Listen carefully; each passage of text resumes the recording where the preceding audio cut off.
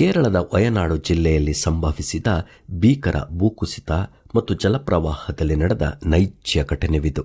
ಈ ಜಲಪ್ರವಾಹದ ಬಗ್ಗೆ ಕೇಳಿದರೆ ಎಂಥವರ ಮನಸ್ಸು ಸಹ ಕರಗುತ್ತದೆ. ಇಡೀ ಊರೇ ನೆಮ್ಮದಿಯಲ್ಲಿ ನಿದ್ರಿಸುತ್ತಿದ್ದ ಸಮಯದಲ್ಲಿ ನಡೆದಂಥ ದುರ್ಘಟನೆ ಇದು. ಸುಜಾತ ತನ್ನ ಮೊಮ್ಮಗಳಾದ ಮೃದಯಳ ಜೊತೆಗೆ ಒಂದು ಮನೆಯಲ್ಲಿ ವಾಸಿಸುತ್ತಿದ್ದಳು. ಆ ದಿನದಂದು ನಡೆದಂಥ ಘಟನೆಯಿಂದ ಭಯಭೀತಳಾದ ಸುಜಾತ ಆ ನದಿಯಂತೆ ಹರಿಯುತ್ತಿರುವ ನೀರಿನ ಮಧ್ಯದಲ್ಲಿ ತನ್ನ ಮೊಮ್ಮಗಳ ಜೀವನವನ್ನು ಕಾಪಾಡಲು ಬಹಳ ಪ್ರಯಾಸಪಟ್ಟಳು. ಆಕೆ ಬಂದಂಥ ಎಲ್ಲ ಎದುರುಗಳನ್ನು ಎದುರಿಸಿ ಬಹಳ ಕಷ್ಟಪಟ್ಟು ಕಾಫಿ ತೋಟದಲ್ಲಿ ತಪ್ಪಿಸಿಕೊಂಡಳು.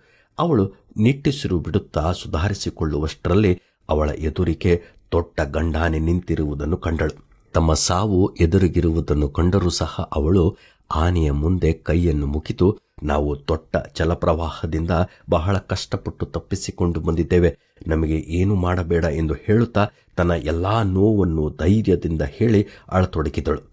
ಅವಳ ಕಣ್ಣಿನಲ್ಲಿ ನೀರು ಸುರಿಯುತ್ತಲೇ ಇತ್ತು. ಆಗ ನಡೆದಂಥ ದೃಶ್ಯ ಅತ್ಯಾಶ್ಚರ್ಯಕರವಾದದ್ದು.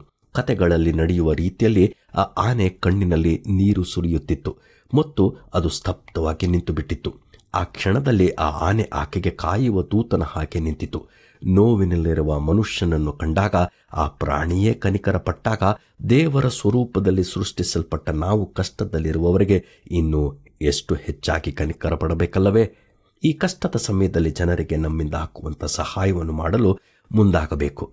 ಮೊದಲನೇದಾಗಿ ನಾವು ಅವರಿಗಾಗಿ ಪ್ರಾರ್ಥಿಸುವವರಾಗಿರಬೇಕು. ನಿಮಗೆ ಸಾಧ್ಯವಾಗುವಾಗ ಹೊಂದತಕ್ಕವರಿಗೆ ಒಳ್ಳೆಯದನ್ನು ಮಾಡುವುದನ್ನು ತಪ್ಪಿಸಬೇಡಿ ಎಂದು ಬೈಬಲ್ ಹೇಳುತ್ತದೆ.